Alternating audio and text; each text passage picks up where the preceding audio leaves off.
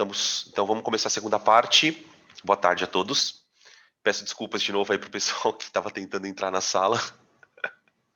Eu imagino a cena das pessoas olhando pela janelinha da porta e o professor dando aula meio que tocando foda-se, assim.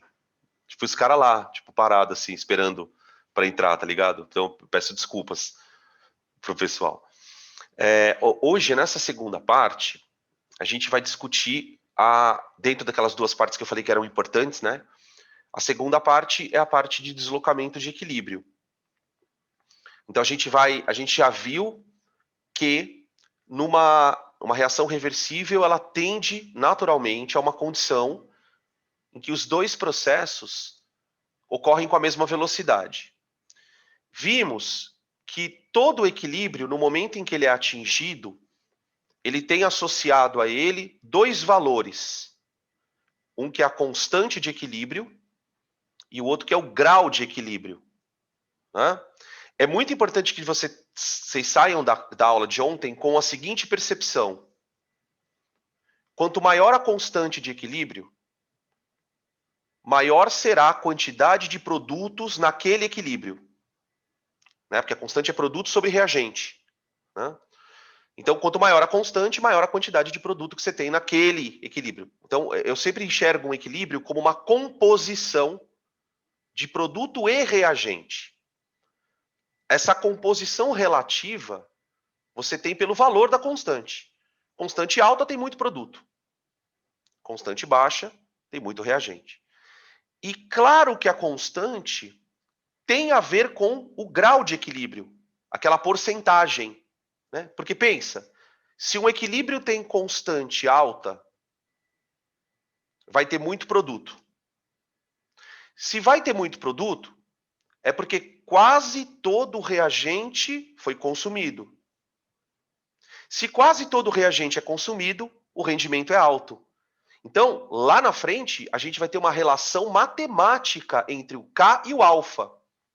Para alguns alunos, talvez eu vou falar a frase, o nome da lei que talvez alguns lembrem. Lei da diluição de Ostwald. É uma lei que relaciona o K de um equilíbrio com o grau daquele equilíbrio. Ela é muito usada para ácido, tá? Então, basicamente foi isso que a gente viu na aula de ontem. Hoje, a gente quer deslocar um equilíbrio. Deslocar um equilíbrio significa, de alguma maneira, perturbar aquele estado de equilíbrio. Né? Os estados de equilíbrio na natureza, eles são estados em que parece que o sistema está estável. Né? O equilíbrio térmico, aquela história que eu sempre falo, parece coisa de vô. O corpo cai para baixo porque a energia potencial diminui. E isso é espontâneo na natureza. Né? Liberar energia. Então, o que acaba acontecendo? Quando uma reação entra naquele estado de equilíbrio, ela assim quer permanecer. Por isso que ela fica lá forever. Muito bem. Eu posso perturbar o equilíbrio externamente. Quando eu perturbo o equilíbrio, essa perturbação ela é recebida pelo sistema como um estímulo externo. E o equilíbrio vai tentar ser reestabelecido. Então, aquele estímulo tira o sistema do equilíbrio, mas o sistema vai tender a voltar para o equilíbrio. Quando ele reage mediante a esse estímulo, a gente tem o que se chama de deslocamento. O deslocamento de um equilíbrio é a reação do sistema tentando voltar, tentando não, porque ele vai voltar para o equilíbrio. Mas para o sistema reagir, tem que haver um estímulo externo. Né? E aí que está a beleza da história toda da natureza. Né? Todos os processos que a gente tem em nível bioquímico, eles reagem frente a deslocamentos, que nem eu estava falando para vocês. Né? A própria ideia de homeostase, gente, da biologia, que é uma ideia macro, se você trouxer essa ideia para o micro, você chega no conceito de equilíbrio. O que é a homeostase? Não é a tentativa do organismo manter uma condição constante? Só que o que é diferente, né, da homeostase?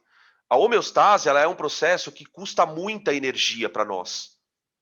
É por causa da homeostase que você precisa produzir tanta energia para manter a temperatura do seu corpo constante, para manter as coisas funcionando, para reagir a estímulos de pH, enfim. O equilíbrio é uma coisa natural. Então, quando eu tiro o sistema do equilíbrio, ele reage voltando. O que o Le Chatelier tem com essa história? Né? O Le Chatelier ele formula um princípio, não é nem uma lei, é um princípio. Porque não tem uma equação que rege isso, né? Não tem um modelo matemático. Ele diz assim, olha, a reação do equilíbrio ela é sempre de tal maneira a tentar anular o estímulo que foi provocado a ele. Então, a reação do equilíbrio, ela tenta minimizar aquilo que tirou ele do equilíbrio. Então, por exemplo, se eu pegar um equilíbrio gasoso e aumentar a pressão externamente, o equilíbrio lá dentro vai reagir contra esse aumento de pressão. Se eu tentar aumentar a temperatura, o equilíbrio vai reagir contra este aumento de temperatura. Ou seja, é uma ideia de, assim, não tem nada a ver com a lei de Newton, né? Mas ela é uma ideia de ação e reação.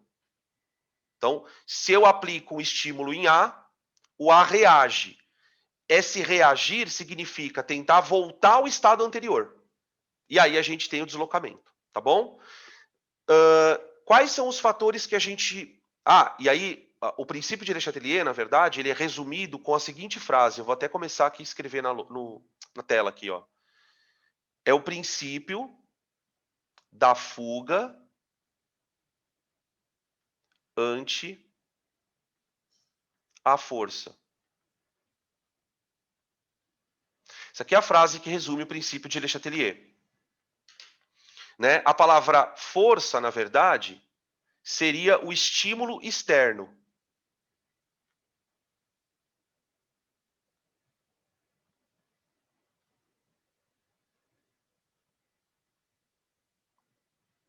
Tá? Que a gente vai discutir quais são os estímulos externos, né? São variação de temperatura, é um estímulo externo, variação de pressão para os equilíbrios gasosos, né? A pressão, ela tem toda uma particularidade, a gente discutiu isso na aula de ontem falando do Kp, lembra? Então, Kp para gás, então pressão é para gás. Variações de concentração, que ontem a gente até fez alguns exercícios em que isso foi citado, né? Tipo, o fato de você, por exemplo, numa reação, imagina uma reação que está acontecendo em água. Está lá o equilíbrio em água. O fato de você adicionar certo reagente é um estímulo. Aquilo perturba o equilíbrio. Aquilo perturba o equilíbrio reage. Essa reação vai ser o deslocamento. Tá? E depois a gente discute a não interferência do catalisador. Também falamos um pouquinho ontem dele. Então hoje nós vamos terminar de falar essa coisinha do catalisador. Tá, e a fuga? O que é a fuga? É o deslocamento.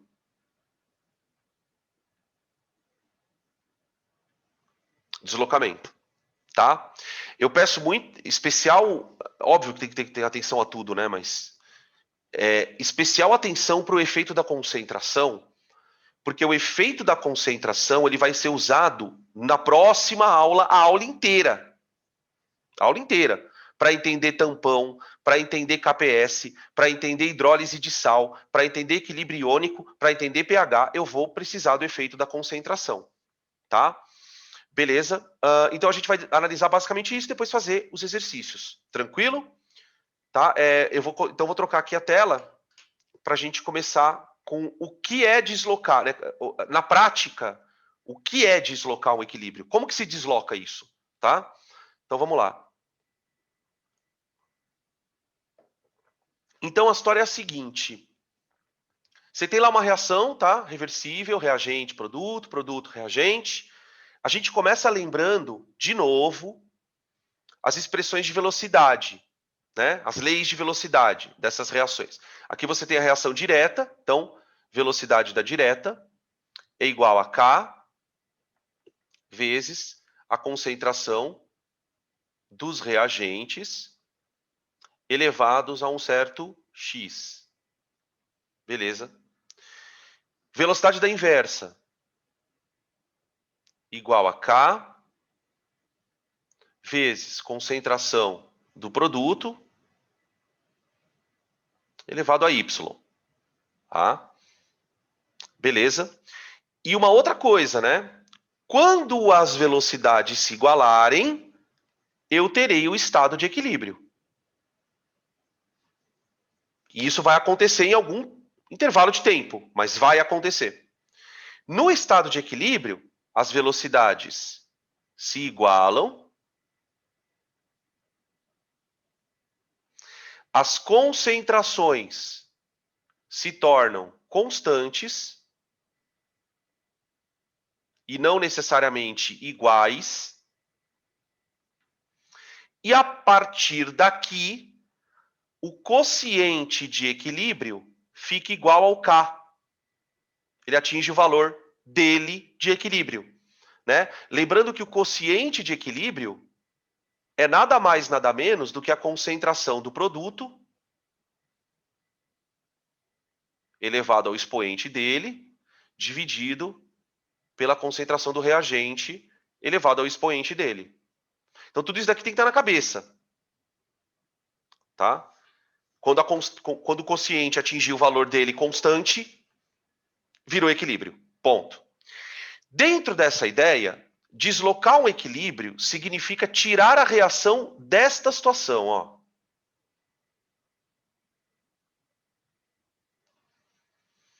Ou seja, eu tenho que, de alguma maneira, ou estimular uma reação em relação à outra, por exemplo, estimular a reação direta em detrimento da inversa, ou eu posso estimular a inversa em relação à direta, ou eu posso, muitas vezes, prejudicar uma reação. Quando você, por exemplo, quando você tira a reagente, você vai diminuir a concentração. Diminuir a concentração implica em deixar algum dos processos mais lento do que o outro. Tá? Então, a gente tem que tentar pensar no deslocamento sempre pensando que eu estou fazendo alguma coisa para favorecer um dos processos. Então, dentro dessa situação, você tem ou o favorecimento do processo direto. Então, quer dizer, de alguma maneira, eu vou provocar um estímulo para momentaneamente acelerar a reação direta. Ao acelerar a reação direta, o que o equilíbrio faz? Tenta voltar para a situação. Tá? Esse tipo de deslocamento é o que eu vou chamar de deslocamento para a direita. Deslocamento para a direita. Ou às vezes vem assim, há o favorecimento do produto. Ao favorecimento do produto significa deslocar o equilíbrio para a direita. Tá? Então, normalmente, deslocar para a direita significa ou porque você quer produzir mais produto, ou porque você quer se livrar do reagente, que tecnicamente é a mesma coisa. Só que muitas vezes, dependendo do exercício, da situação, e aqui vai um outro parênteses, os exercícios de equilíbrio, na minha visão, assim, eles são os que são mais contextualizados. Tá? Você não vai, muito raramente você vai ver assim, o que desloca para a direita? Ele vai te contar uma história, geralmente uma reação de interesse biológico. Tem uma série de temáticas, então as questões de equilíbrio são sempre meio densas, em termos de informação e tal. A outra coisa é favorecer o processo inverso. Então você tem deslocamento para a esquerda.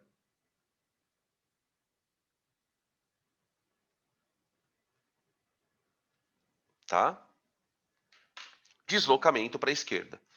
Essa é a ideia. O deslocamento para a esquerda vai acontecer quando, porventura, você quiser se livrar de um produto. Então, de repente, o cara fala, olha, sei lá, o produto produzido é tóxico. Cite uma condição ideal para você minimizar esse impacto. Então, tentar produzir menos produto. tá? Enfim, aí vão aparecer as situações. Aí, qual é a história? O mecanismo assim, de raciocínio ele é muito simples.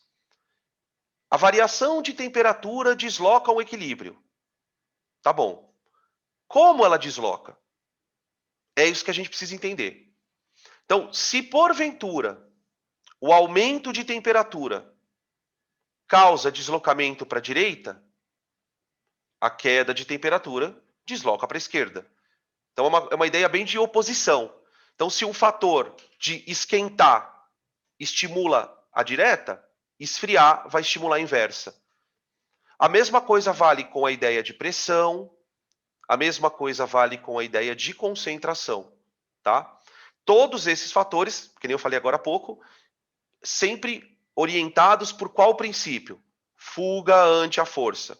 Fuga ante a força, tá? A gente vai tentar ficar olhando para isso. Esse efeito da fuga ante a força, ele é muito fácil de perceber quando a gente for falar de concentração e de pressão. Na temperatura é um pouquinho mais delicado, mas também dá para a gente entender também, beleza? Podem tirar print dessa tela para a gente começar então a falar dos fatores. O primeiro que eu vou falar é da temperatura, tá? E a questão do catalisador, né, que eu falei ontem também um pouquinho, a gente vai lembrar por que ele não desloca, tá?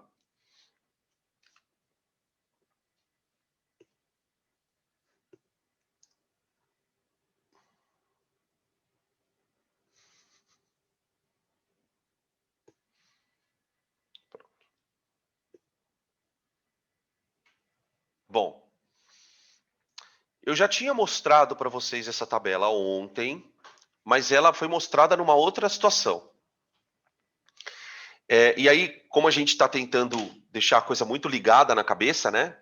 Eu já vou mostrar para vocês uma reação aqui que daqui a pouco a gente vai usar também, para entender pH, né? Aqui é a reação de autoionização da água. Tá? Aqui eu queria até fazer um comentário antes de falar da temperatura, que é o seguinte. Como é que eu escrevo a fórmula da constante de equilíbrio desta reação? Essa reação ela vai ganhar a sigla W, tá? Que é a constante da água. Tá? A gente chama de constante de autoionização da água. Tá? Esse processo ele acontece, gente, na água no estado líquido, ou seja, na temperatura em que você imaginar que ela esteja no estado líquido. E ele é um processo muito curioso porque ele dá origem a íons. A íons. Tá? Como é que eu escrevo a fórmula desta constante? Bom, toda constante é produto sobre reagente.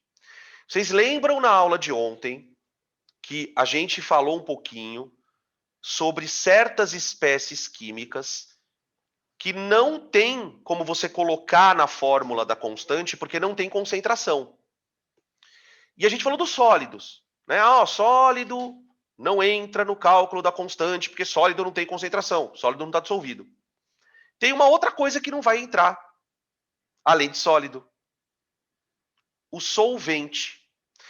O que acontece? Nessa reação, a água ela está exercendo dois papéis ao mesmo tempo. Por quê? Porque algumas moléculas dela ionizam. Mas a maioria das moléculas continua água, ou seja, estão atuando como solvente. Tá? Todas as reações de ionização na água são assim. A água ela exerce dois papéis. Quando eu jogo um ácido na água e ela recebe o H+ do ácido. Quando eu jogo uma base na água, onde ela perde o H+ para a base. Então, as reações que ocorrem em ambientes aquosos, que tenham água como reagente, elas têm essa particularidade. Por que eu estou contando isso? Porque na hora de escrever a fórmula da constante, a fórmula da constante genérica seria produto sobre reagente. Né? Então, a concentração de produto, que na verdade eu já vou escrever direto o produto, né? Vamos escrever aqui. Concentração de H+, vezes concentração de OH-, e eu deveria dividir pela concentração da água. Só que não tem sentido químico eu colocar a concentração de água na água. Na água. Embora exista essa concentração de água na água. Na verdade, a concentração de água na água é aproximadamente 56 mol por litro. Mas esse número ele não vai variar porque a água é consumida ou não. Então, eu não tenho por que colocar numa constante um número que nunca vai variar. Então, as equações de ionização de coisas em água, elas não têm a água na fórmula da constante. Essa constante, inclusive, pelo fato dela não ter a água no denominador, ela, na verdade, não é uma fração. Ela é um produto. O pessoal chama essa equação aqui de produto iônico da água. Faz todo sentido esse nome, né? Produto iônico da água. Tá bom? Gente, agora, olhem para a tabela de constante.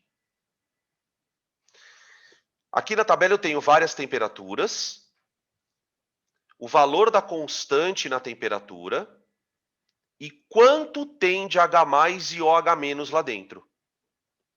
Tá? Bom, eu quero chamar a atenção de vocês, por enquanto, para esta coluna. Para esta coluna. Essa coluna, ela mostra que as constantes de ionização da água são muito pequenas. Bem pequenas, ou seja, a água não gosta de ionizar muito. Isso é a primeira coisa que fica clara. Que a gente meio que está usando o conceito da aula de ontem. Mas o que eu quero chamar a atenção também é que a constante varia com a temperatura. Tá? Não é uma variação proporcional, não tem nada de regra de 3, por favor. Tipo, se em 10 graus a constante é isso e em 20 é quanto? Não. O que é importante perceber é que a constante varia com a temperatura. Por que a gente precisa perceber isso primeiro? Para acreditar no fato de que a temperatura desloca equilíbrios. Se a temperatura não desloca equilíbrio, ela não teria como mudar uma constante. Porque, gente, se ela está mudando a constante, ela está dizendo assim, olha, mudei a temperatura, vai ter mais produto ou menos produto. Percebem? Beleza. Segunda coisa, como é essa variação? No caso da água, um aumento de temperatura faz a constante de equilíbrio aumentar. Isso no caso da água. Tá? Então você tem o primeiro comportamento da constante em função da temperatura, que é um gráfico. Tá? Geralmente o gráfico de constante por temperatura, ele pode ser assim. Ó. Então, por exemplo, numa temperatura T1, a minha constante de equilíbrio vale K1. Numa temperatura T2 maior que T1, certo? Eu tenho uma constante de equilíbrio K2. Tá? Por que isso acontece? Aí entra o princípio de Le Chatelier. Veja só o que acontece. Esse comportamento que acontece com a água só acontece com a água porque a reação de ionização dela absorve calor.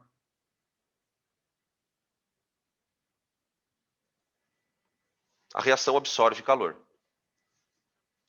O que isso significa na prática? Significa que quando você aquece um sistema reversível, você está dando energia para ele. Essa energia que você vai dar ali vai provocar aumento de temperatura, não é? Tudo bem? Pelo princípio de Le Chatelier, o que o sistema tenta fazer? Minimizar aquilo. Como é que o sistema minimizaria o aumento de temperatura provocado por você? Ele vai pegar esse calor e guardar dentro do sistema. Guardar nas moléculas. Na forma de energia interna. ela vai provocar um aumento de entalpia do sistema. Ou então você pode pensar de um jeito bem mais simples. Se eu estou dando calor, eu estou tornando o processo que absorve calor mais viável. Então, toda vez que você aquecer um sistema, você sempre vai favorecer o processo endo. No caso da água, o processo endo é o direto. Então você percebe um efeito meio que em cascata. Olha só, voltando. Eu estou aumentando a temperatura. Olha o que está acontecendo com a concentração de íons H+, e OH-. Você percebe que eles estão aumentando? De pouquinho em pouquinho, mas estão aumentando. Então quer dizer que quanto mais quente está o sistema, mais H+ eu tenho, mais OH- eu tenho. Como resultado disso, a constante muda. Então, o efeito de temperatura ele é um efeito tão drástico no equilíbrio que ele é o único efeito que vai mudar a constante. A gente vai perceber que os outros dois efeitos são efeitos bem diferentes, porque eles provocam deslocamentos sem mudar a constante. Aqui não, a temperatura ela cria um novo equilíbrio, porque ele troca a temperatura. Vocês lembram que a gente comentou muito sobre a questão da temperatura ontem? As constantes de equilíbrio são diferentes para cada temperatura. Então, ó, a gente pode concluir que gráficos desse tipo aqui, ó, indicam sistemas da seguinte maneira: reação direta endotérmica, reação inversa exotérmica. Tá? Então veja qual é a ideia. Quando a reação direta é endo e a inversa é exo, aumentar a temperatura implica produzir mais produto. O aumento da constante significa produzir mais produtos, tá? Então, ó, aumento de temperatura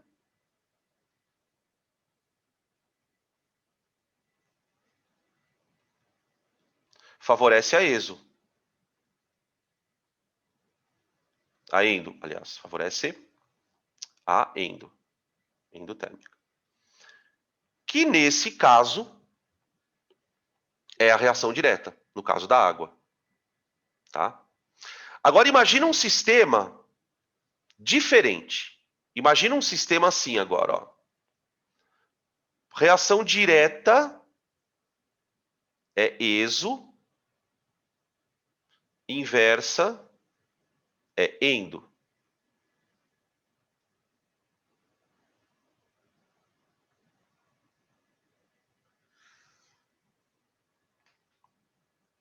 Tá? Como seria o gráfico de constante de equilíbrio para esse tipo de sistema? Veja, a reação que forma produto, ela é exo. Então, se você quer produzir mais produto, o que você tem que fazer com a reação? Ao invés de dar calor, você tem que tirar. Quanto mais você tira calor, mais você esfria a reação. Como é que ela reage a isso? Liberando mais calor, para compensar esse resfriamento. Então, tirar calor estimula o processo exotérmico a acontecer. Isso tem uma consequência. Você vai ter mais produto quando tiver mais frio. Quando tiver mais frio, você vai ter mais produto. Tá? Então, o gráfico ele é meio que assim, ó. Ó. Numa temperatura baixinha, a constante é alta. Ó, muito produto. Numa temperatura mais alta, a constante já é baixa, ou seja, ele não quer ter muito produto quando está quente. Ele não quer ter muito produto quando está quente. Tá? Então, aqui esse gráfico ele mostra para a gente que diminuir a temperatura favorece processos exotérmicos, tá? Diminuir temperatura favorece processos exotérmicos. Diminuição de temperatura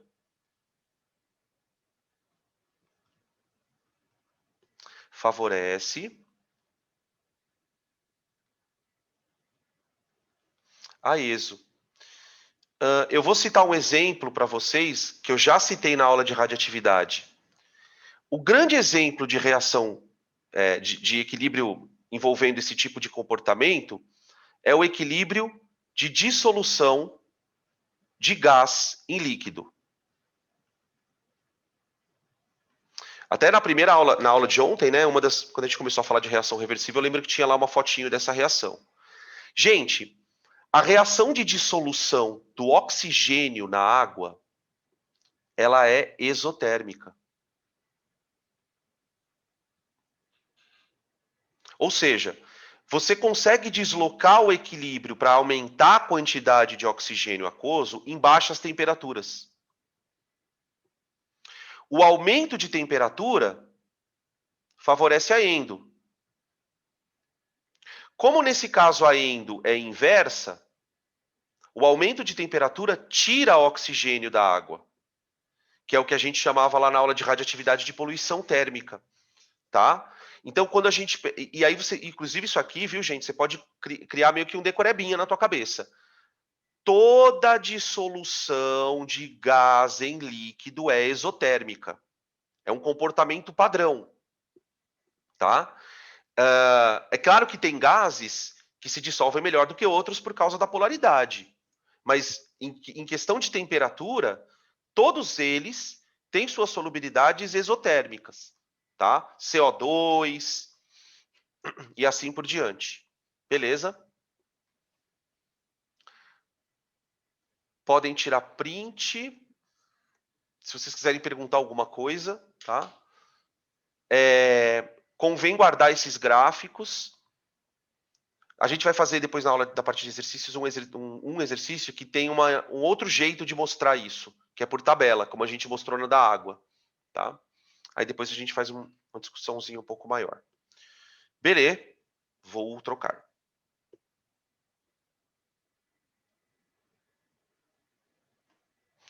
Vamos falar da pressão. Para a gente falar da pressão, eu vou lembrar a vocês uma reação que a gente fez ontem, na aula de constante, que era uma reação de... como é que era? N2O4, gasoso, vai e volta, virando 2NO2. Lembra? E lembra que ele falava lá no exercício que esse gás era castanho e esse gás era incolor.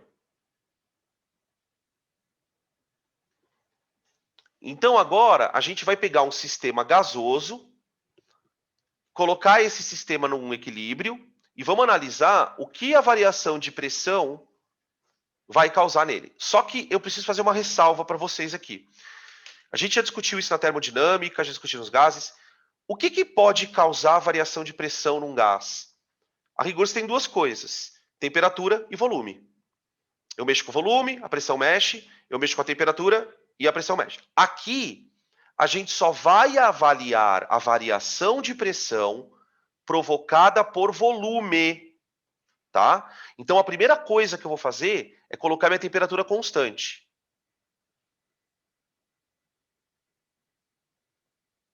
Por que isso é assim?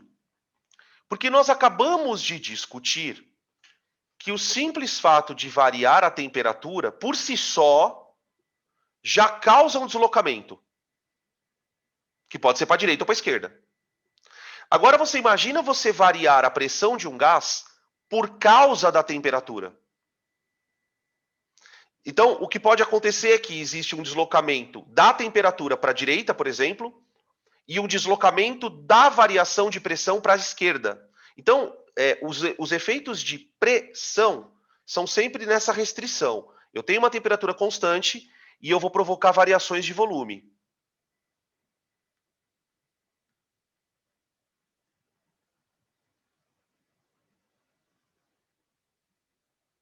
Ok?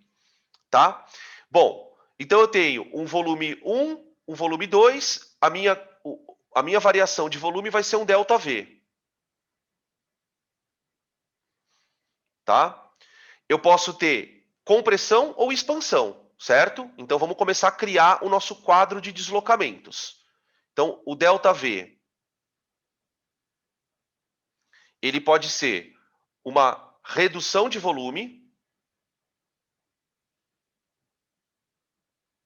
ou um aumento de volume. Tá? Se ocorrer uma redução de volume, você vai ter aumento de pressão.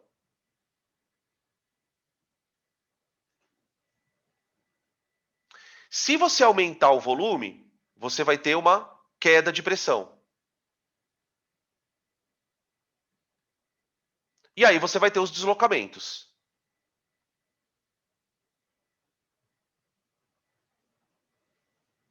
Tá? Que aí nós vamos discutir qual é o mecanismo aqui. Para a gente poder discutir o mecanismo, gente, vamos voltar a considerar o nosso sistema composto por gás ideal, para usar a equação de Clapeyron. Então, para um gás, veja, a pressão é igual a nRT sobre V. Não é isso? O que o princípio de Le Chatelier afirma? O sistema tende a reagir de maneira oposta ao estímulo provocado. Então, veja, o que a gente vai fazer? Nós, agentes externos, nós vamos mexer no volume, não é? A temperatura é intocável. A temperatura é constante. Ninguém está mexendo na temperatura do sistema. Então, quando a gente diminuir o volume, eu estou causando um aumento de pressão, não é? Como é que o sistema poderia reagir de maneira a compensar isso? Como que o sistema poderia... O que o sistema poderia alterar nessa conta? O que eu quero saber é o seguinte, mais especificamente falando.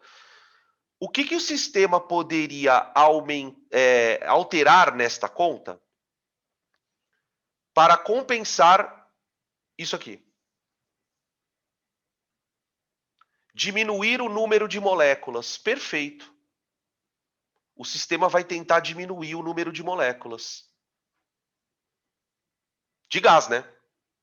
Aí você fala, não, peraí, calma. Como assim? Como é que um sistema pode fazer molécula desaparecer? Veja que o sistema, ele tem duas reações acontecendo, não tem? Vamos lá. Reação direta. A reação direta, ela pega uma molécula e transforma em duas. Então você concorda, pensa que as moléculas são uma população. Cada vez que uma reação direta acontece, você aumenta uma pessoa na população, porque você desapareceu com uma, mas surgiu com duas. Então, a reação 1, ela contribui para aumentar o número de moléculas de gás, porque ela pega uma molécula e transforma em duas. A reação inversa faz o oposto. Então, uma contribui para o aumento da população mundial, tipo assim, e a outra contribui para a queda da população mundial. Só que quando está em equilíbrio, a população mundial é constante. Quando você começar a apertar o equilíbrio, aí o sistema, entre aspas, né? Pelo amor de Deus, entre aspas, senão vai parecer que eu estou surtando. Aí o sistema pensa assim, opa, preciso diminuir a população, está diminuindo espaço. O que ele começa a fazer? Ele começa a acelerar a reação que reduz gás. ele deixa ela um pouco mais rápida. Então vai mais desaparecendo o gás do que aparecendo. Quanto tempo dura isso, Danilo? O tempo que você apertar o sistema. A hora que o volume parar de variar, o sistema volta para um equilíbrio. Então, esse estímulo ele vai acontecer durante a descida da tampa. Durante a descida. A hora que a tampa parar de descer, o volume volta a ficar constante, o sistema volta para um equilíbrio. Só que aí você já produziu mais reagente. Você já deslocou. Então, como é que a gente vai tentar estabelecer uma regra? O aumento de pressão favorece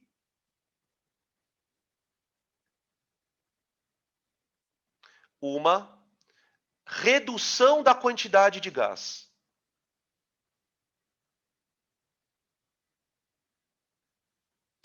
Quer ela ocorra para a esquerda ou para a direita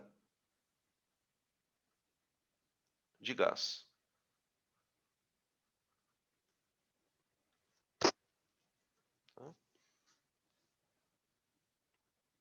Exatamente. Não, peraí.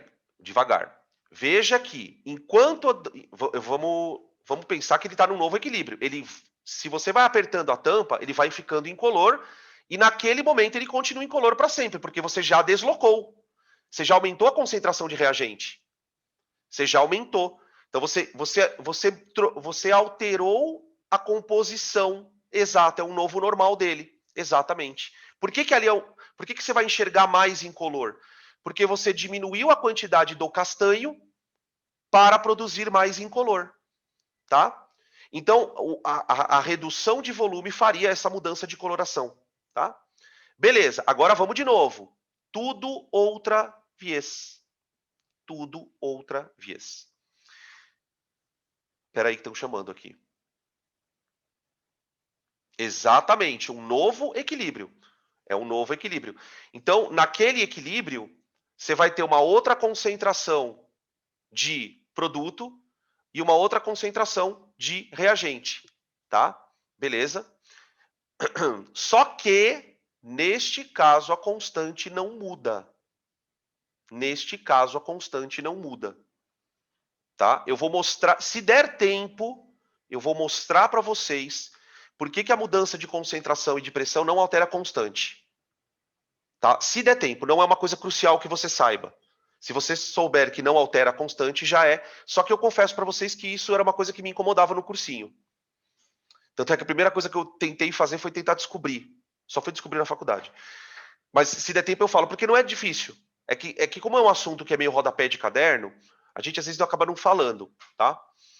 Então, só lembrando, aqui há uma alteração de concentrações, que nem a Yarinha falou, há um novo normal, há um novo estado de equilíbrio, e naquele estado de equilíbrio você tem mais produto do que você tinha, mais reagente nesse caso, né, do que você tinha antes, tá? Bom, agora vamos pegar a fórmula de PV-NRT e fazer o contrário com ela. Então vamos escrever ela de novo aqui. P igual a N, R, T sobre V. Agora eu vou puxar a tampa para cima. Eu vou puxar o êmbolo para cima. Expandir. A expansão do êmbolo causa uma queda de pressão. A expansão do êmbolo causa uma queda de pressão. Como é que o sistema reage a isso? O que ele pode fazer aqui para manter essa equação valendo? Ele vai aumentar o N. O número de mols de gás. Ele vai fazer a reação que aumenta gás trabalhar mais rápido por um pouco de tempo, enquanto você ficar mexendo na tampa. Enquanto você ficar mexendo na tampa, essa velocidade está aumentada. Parou de mexer na tampa, volta ao novo equilíbrio. Só que agora que cor eu tenho aqui? Agora eu vou ter o castanho. Porque a expansão estimulou, neste caso, o processo direto que produz, né? Não porque ele seja direto, mas porque ali tem aumento da quantidade de gás, tá? Então favorece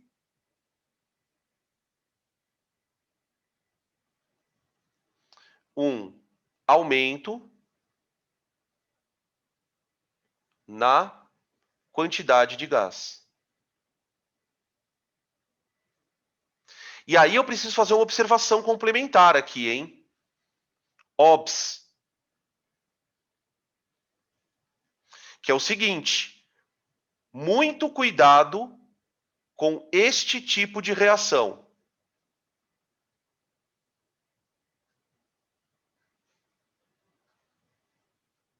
Vai, alguém fala por quê aí? O que essa reação tem de especial? O que essa reação tem a ver com o que eu falei agora?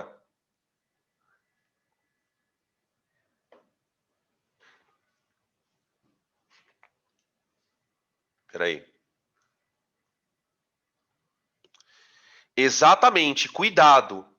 Não é todo o equilíbrio gasoso que é sensível à mudança de pressão. Não é todo o equilíbrio gasoso que é sensível à mudança. Sabe o que significa isso? É que a gente não se atenta.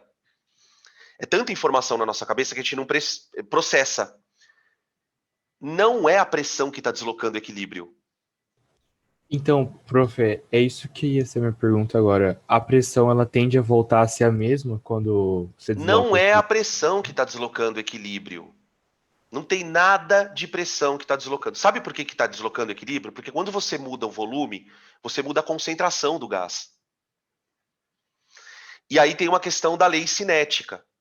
Veja só, eu vou explicar uma coisa para vocês. Espera aí, eu vou ter que duplicar esse slide, tá? Espera um pouquinho. Muita calma nesta hora. Dupliquei. Eu vou apagar essa tela e vou fazer uma coisa para vocês. Eu vou provar para vocês que não é a pressão que desloca.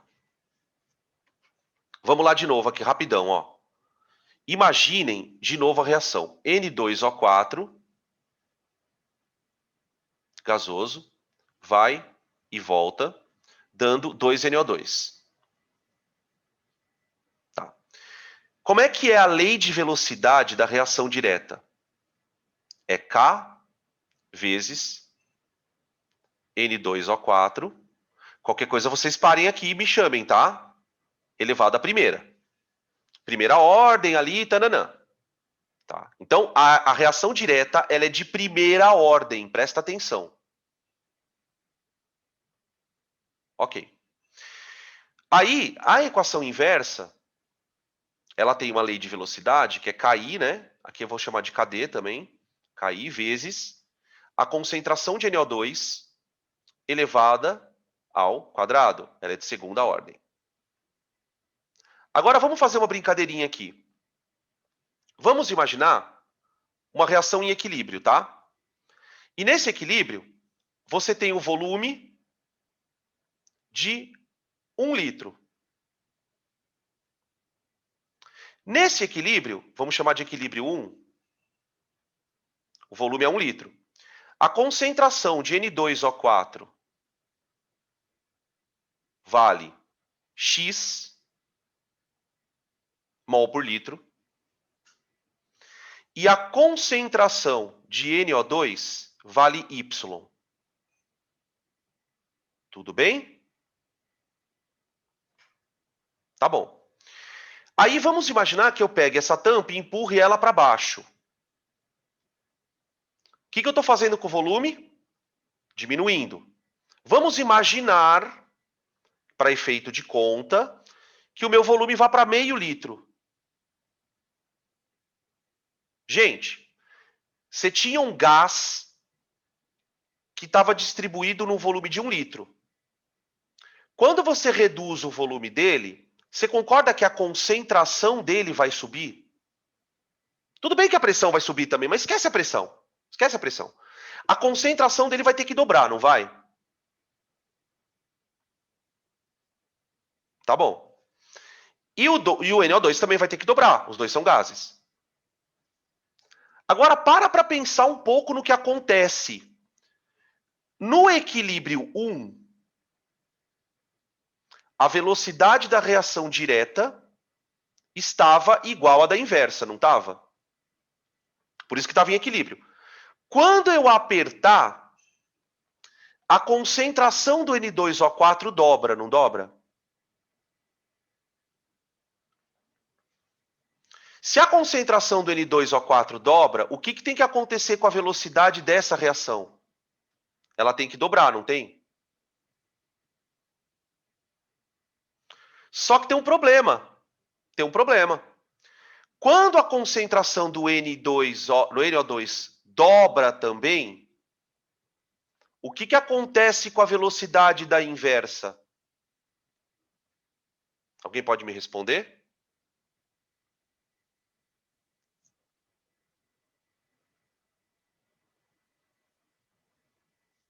Quadruplica.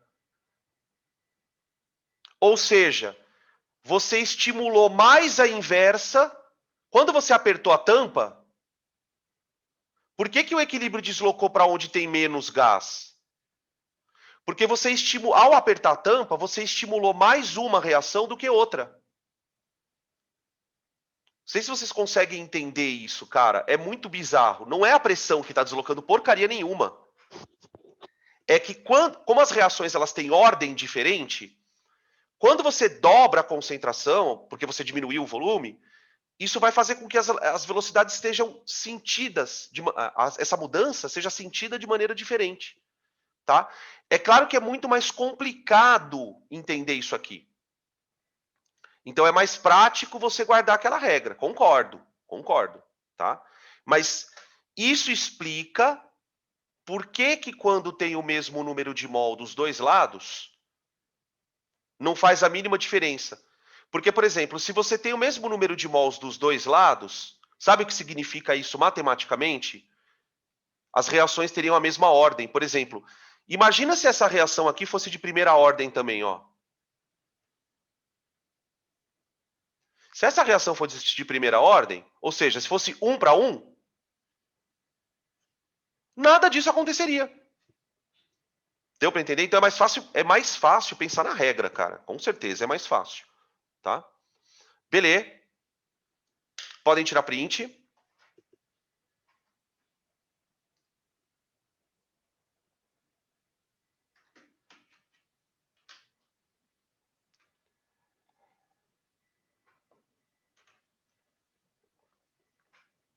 Vamos lá. Variação de concentração. Aqui a gente vai explicar muito na base de gráfico. Tá? Então, aqui também dá para a gente aplicar a regra do princípio de Le Chatelier tranquilamente, mas dá para explicar em termos de velocidade. Tá? Então, veja, as reações que ocorrem em sistemas, por exemplo, tipo que nem em ambientes aquosos ou em outro tipo de solvente, elas têm a questão do fator da concentração. Né?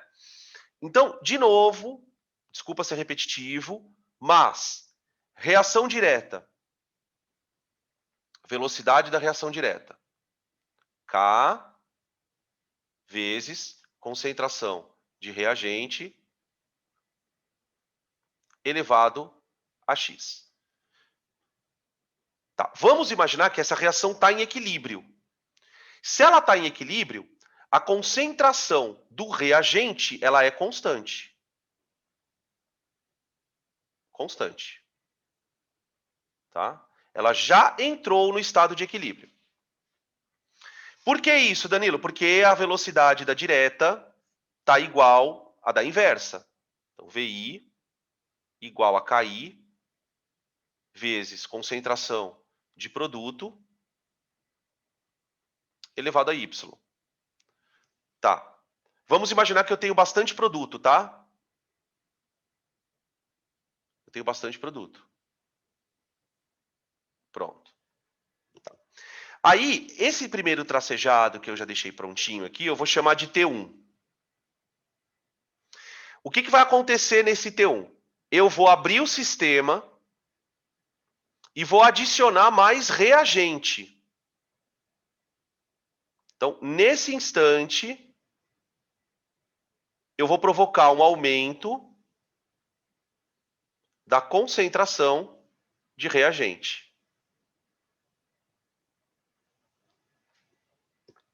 Tá? imediatamente a concentração do reagente vai subir. Então vai acontecer isso aqui, ó. Subiu. Tá? Essa subida, ela é uma subida bem abrupta mesmo. Por quê? Porque é instantâneo. Você jogou ali, puf, subiu. Gente, o sistema estava em equilíbrio, porque as velocidades se igualaram. Quando você aumenta repentinamente o reagente, essa reação dá uma acelerada. No que essa reação acelera, você consome esse reagente que você adicionou, aumentando o produto. Então você tem um gráfico muito louco. Ele é assim, ó.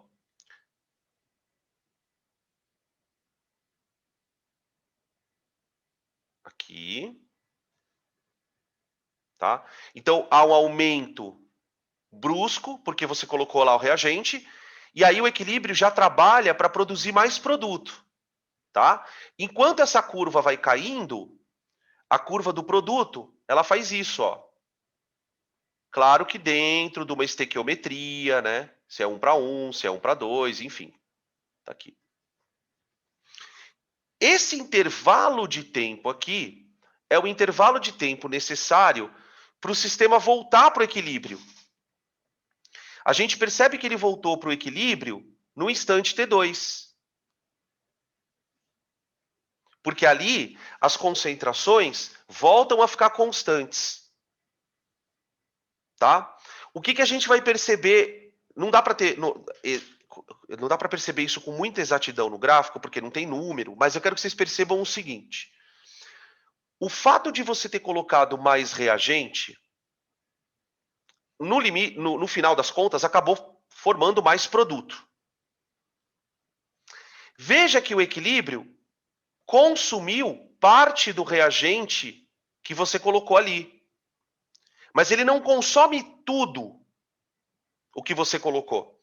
De tal maneira que você tem agora mais reagente do que tinha, porque o equilíbrio não dá conta de consumir tudo, ele entra em equilíbrio antes e aí as velocidades voltam a se igualar. E mais produto. O que eu quero que você acredite? Aí eu vou pedir que você acredite. Que se você fizer o valor, se você calcular o valor da constante aqui e calcular o valor da constante aqui, o valor é igual. A constante de equilíbrio não se altera. Você tem mais produto, mas também tem mais reagente. Então aquela conta produto sobre reagente, ela continua de boa. Só que em última análise o que você fez foi produzir mais produto. Então a gente vai dizer que o aumento da concentração de reagente provoca deslocamento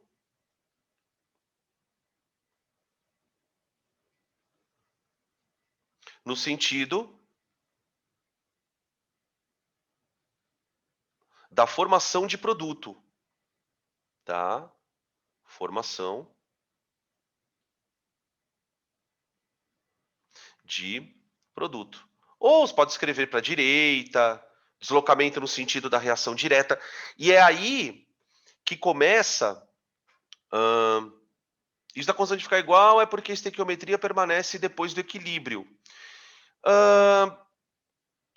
Deixa eu pensar. Na verdade, para eu conseguir te explicar isso, a gente teria que abrir... deixa eu pensar se dá para falar isso assim. Não é só por isso, na verdade, cara. Não é só por isso. A única forma de mostrar isso seria voltar para cá e fazer uma conta. Ó, tá? Mas não dá para falar, olha, é por isso. Isso tem influência sim, claro. Né? Porque na medida em que os reagentes acabam reagindo na estequiometria, isso tem influência. Mas é porque quando você aumenta a concentração, você não está criando um novo equilíbrio, na verdade. A temperatura, sim, ela cria um novo equilíbrio. Na verdade, você tem um mesmo equilíbrio, só que com as concentrações alteradas. né? Porque veja uma coisa que é interessante da gente refletir sobre a sua pergunta. Presta atenção aqui, ó. Imagina que eu resolva agora, num certo T3, imagina que eu resolva num certo T3, colocar mais reagente. Você concorda que se eu colocar mais reagente, eu vou continuar formando mais produto? De tal maneira que essa curva sempre sobe acompanhada dessa? Então, bem da verdade, isso não é um equilíbrio diferente disso. Ele é o mesmo tipo de equilíbrio porque tem a mesma constante, só que as quantidades das coisas é que são diferentes, mas uma relação entre elas é mantida. Então, o que a temperatura faz é totalmente diferente. Por exemplo, a temperatura ela pode fazer com que um equilíbrio seja totalmente invertido. Tipo assim, você tem uma temperatura em que tem muito produto e pouco reagente, você troca a temperatura, vira tudo ao contrário. Aqui não. Você sempre terá mais produto do que reagente. Não importa o que você faça com esse equilíbrio. Tire uma coisa, coloque outra, tire outra coisa. Você sempre vai manter a mesma dominância, vamos dizer assim, tá? Beleza? Eu falei, não disse nada, né? Como, tipo, blá, blá, blá, não sei o que, não sei o que lá. Tá? Exatamente. Exatamente. Você pode, por exemplo, imagina uma reação, quer ver? Em que a 10 graus, o grau de equilíbrio é 90%. Então, tipo, 90% está na forma de produto.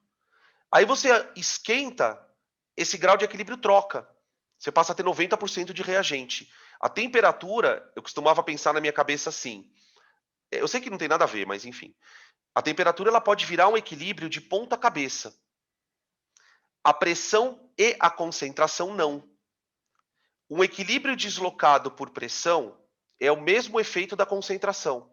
Então você sempre vai ter ali uma situação em que uma constante está sendo mantida. Uma constante está sendo mantida, tá? Então vale aí respondendo a pergunta do Dudu, é isso mesmo, tá? Vale só para concentração e pressão, essa não alteração de constante, tá? E outra coisa que eu queria comentar antes da gente passar para o próximo gráfico é o seguinte: aqui você já percebe claramente essa dinâmica do Le Chatelier. Então, tipo assim, qual é a dinâmica? Ah, você está adicionando uma coisa. O que a reação faz? Tenta consumir. Ó. Tudo que você adicionar, a reação vai tentar consumir. Isso vale tanto para reagente como para produto. Então é a ideia da fuga ante a força. Tá bom? Beleza? Podem printar para a gente passar para o próximo slide. A gente está no tempo certinho.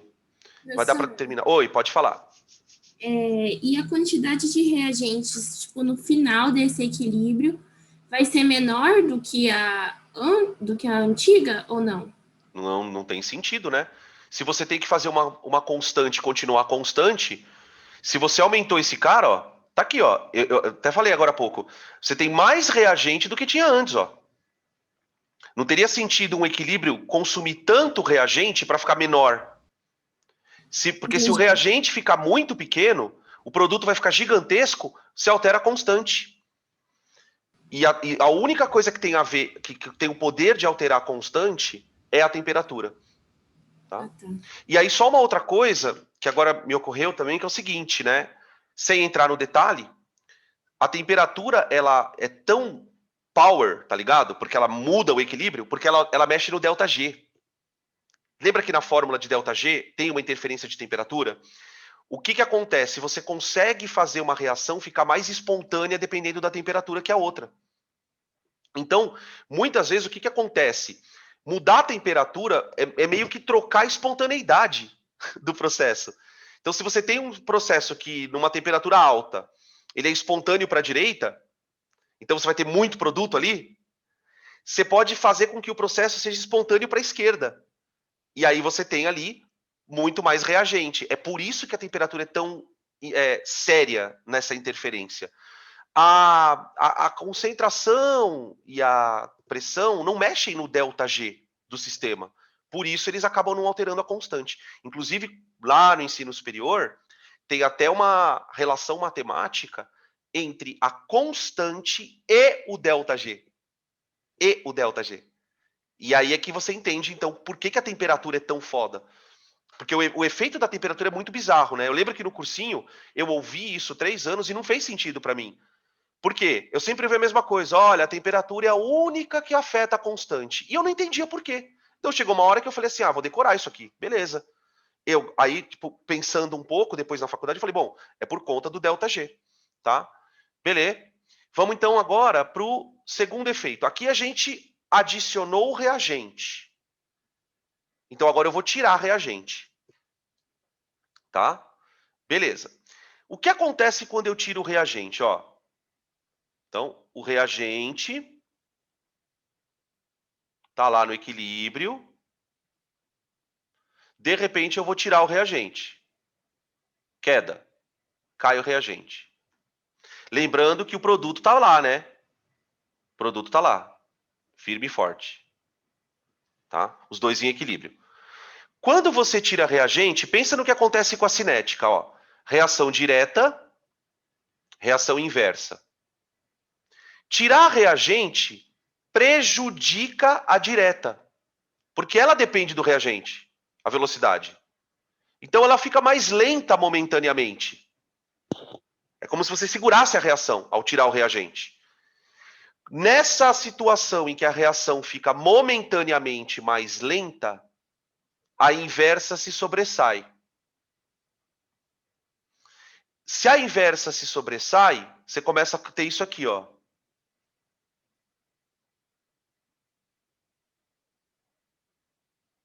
Aqui. E aqui, ó. Então aqui foi o nosso estímulo, ó. O que eu fiz aqui? Eu fiz a reação direta ficar momentaneamente mais lenta que a inversa. E isso aqui não é o que a gente definiu na aula como deslocamento para a esquerda? Né? E aqui está o deslocamento para a esquerda, ó.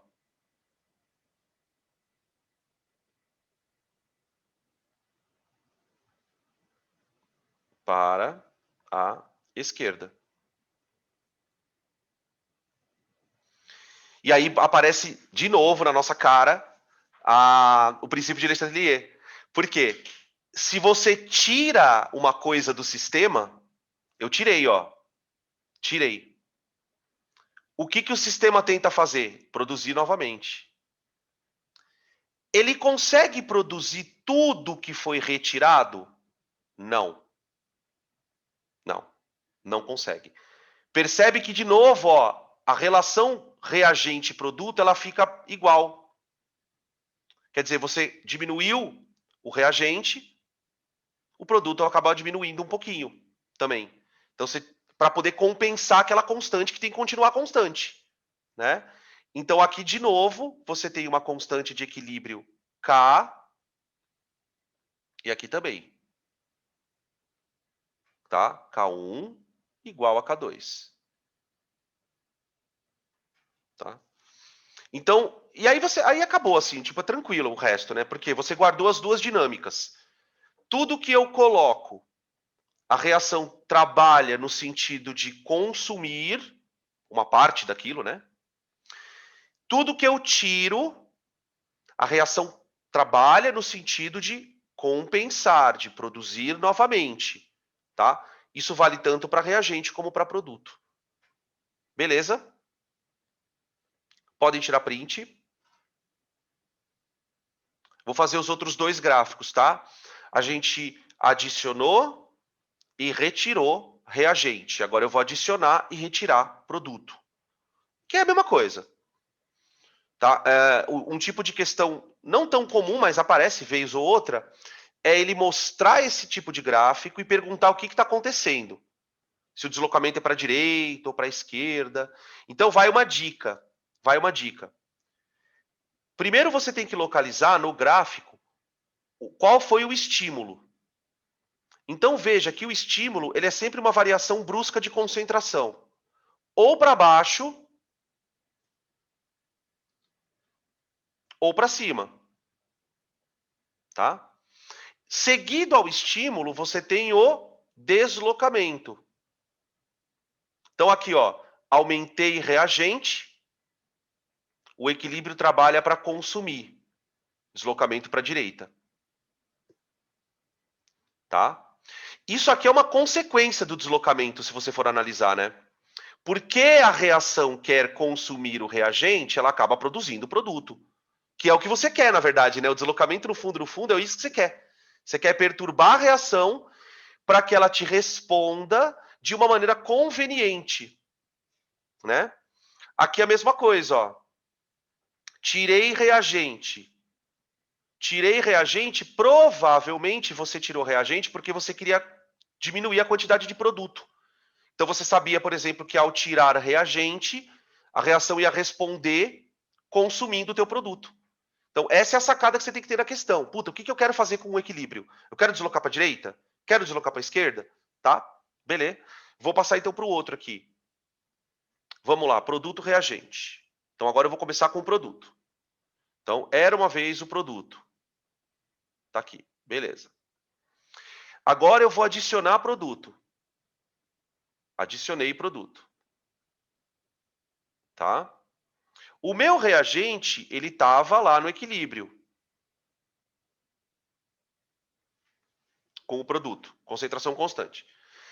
O que acontece em termos de velocidade aqui? Aumentar produto implica favorecer a inversa.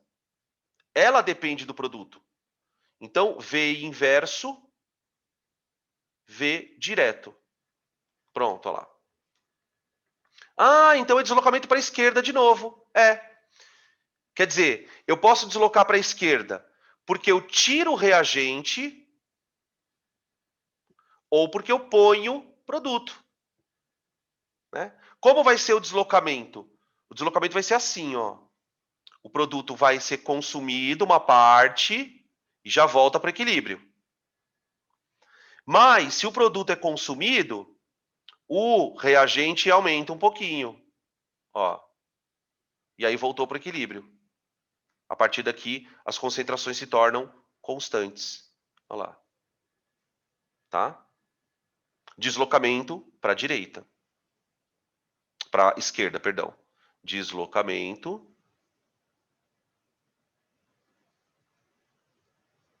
para esquerda.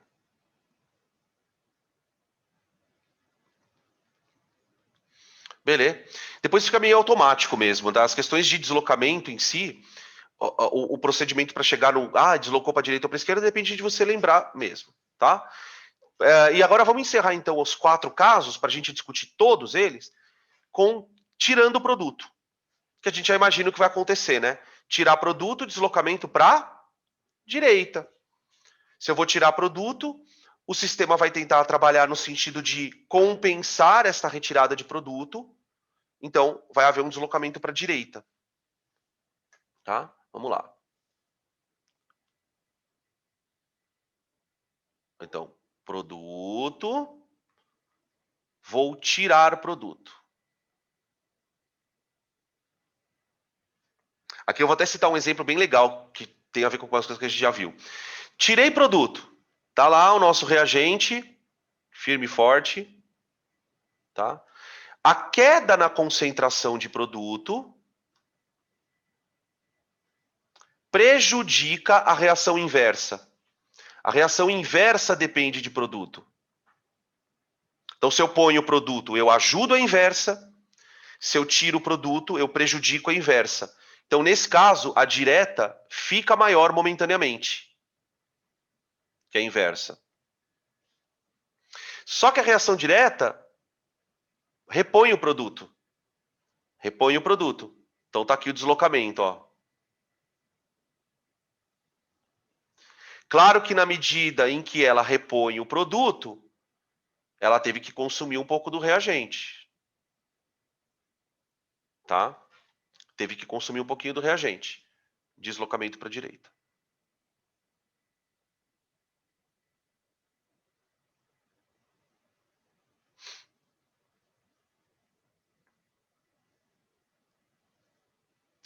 Quer ver um exemplo prático desse tipo de deslocamento para uma reação que vocês conheçam? As reações de esterificação, aquelas que a gente discutiu lá na orgânica, mais álcool dá éster e água.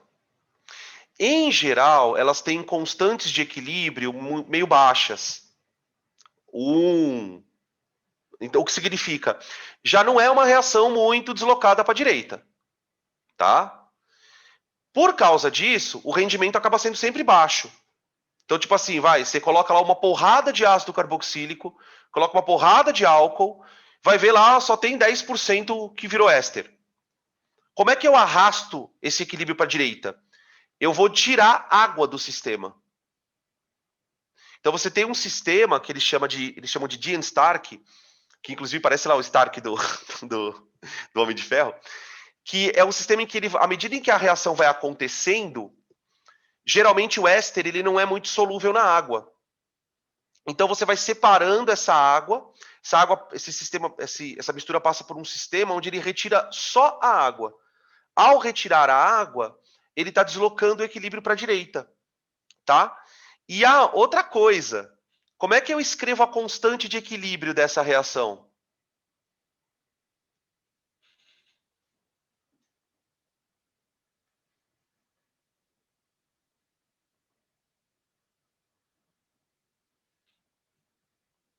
Constante de equilíbrio. Concentração de éster. Opa.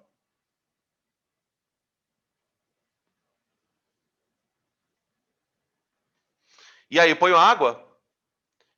Vou pôr o ácido aqui embaixo. E o álcool. Ó, dúvida cruel. Ponho água ou não? Concentração do éster vezes concentração de álcool vezes concentração de ácido e carboxílico. Então, a pergunta que nós temos que nos fazer aqui é: essa reação é feita em água ou ela é feita em outro solvente? Porque se ela for feita em água, aí a água não entra. Precisa ver isso, né? Esse é um cuidado que vocês têm que ter com a água. Não é sempre que a água entra ou não entra. Ela não vai entrar se a reação for feita em ambiente aquoso. Só que, vamos pensar. Peraí, estão chamando aqui. Peraí. Sim, álcool. Depende do ácido, depende do álcool, sim. Mas será que isso seria o suficiente para a gente dizer que ela é feita em água? Vamos pensar qual seria o problema dela ser feita em água, essa reação. Gente, a água é um produto, não é? Se você faz a reação em água, você concorda que ela vai ter água pra caramba? Como que isso aqui vai formar? A última coisa que você pode fazer numa reação de esterificação é fazer ela na água. Por quê? A própria presença da água já vai impedir o equilíbrio de deslocar para a direita. Então, geralmente ela é feita num outro solvente, tá? Por isso a água entra. Tudo para dizer que a água entra, olha o enrolo. Tá? Eu disse para vocês e vou repetir. Para você afirmar que a água entra ou não, né? No caso do vestibular em si, né? Porque aqui a gente está discutindo. Veja se a reação é em ambiente aquoso. Se tiver água, mas a reação não for num ambiente aquoso, por exemplo, a água pode estar na fase de vapor. Imagina uma reação em que a água participe, porém é um equilíbrio gasoso. Ela vai aparecer ali, né? Tomar cuidado para não cometer esse deslize. Por exemplo, na esterificação ela aparece, tá? Tranquilo? Bom, antes da gente fechar para o intervalo, meu Deus do céu, parece boteco. Pode falar.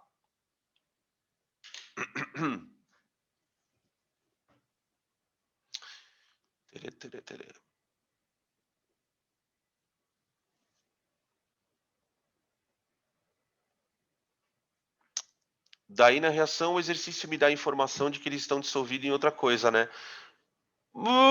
Deveria, né? Deveria.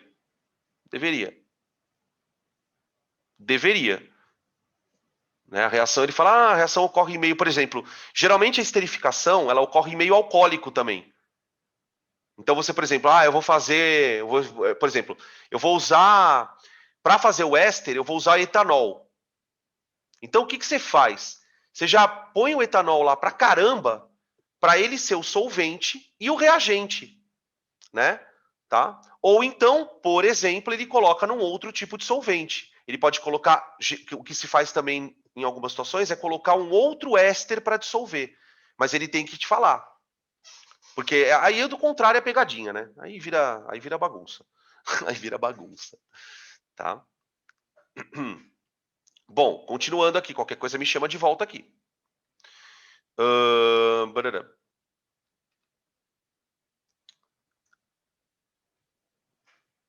E aí, deixa eu só falar uma coisa, antes que eu me esqueça, que agora me ocorreu. Se a reação for feita em etanol e o álcool que você usar também for o etanol, aí ele não entra. Aí ele não entra. Ele pode, por exemplo, usar o propanol como reagente e a reação ocorrer em meio de etanol. Então tá todo mundo dissolvido no etanol. Entendeu? Aí é uma outra situação. Só para deixar meio claro isso, porque eu não sei se eu fui claro. Bom, aqui, para a gente então encerrar a teoria, o catalisador. O catalisador, ele tem como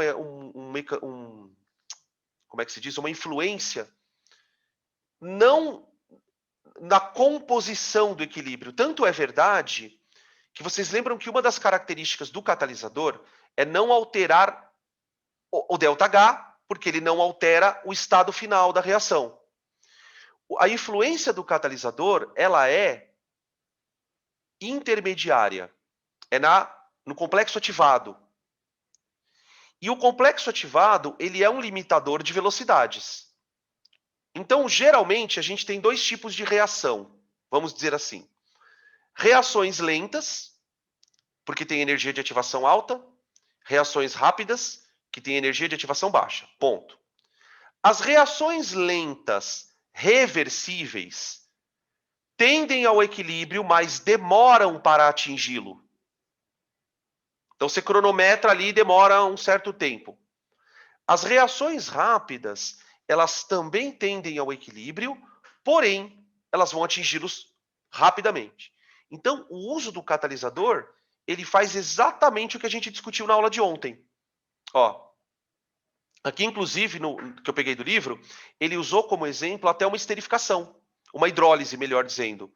Deixa eu ver se é uma hidrólise. Não, é uma esterificação mesmo, porque ó, o ácido e o álcool são os reagentes, ó.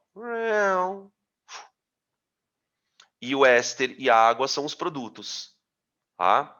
Então percebe que aqui a reação atingiu um equilíbrio. Aqui ela atingiu o mesmo equilíbrio, o que significa que elas estão na mesma temperatura e também partiram da mesma quantidade de reagente, né? Tá?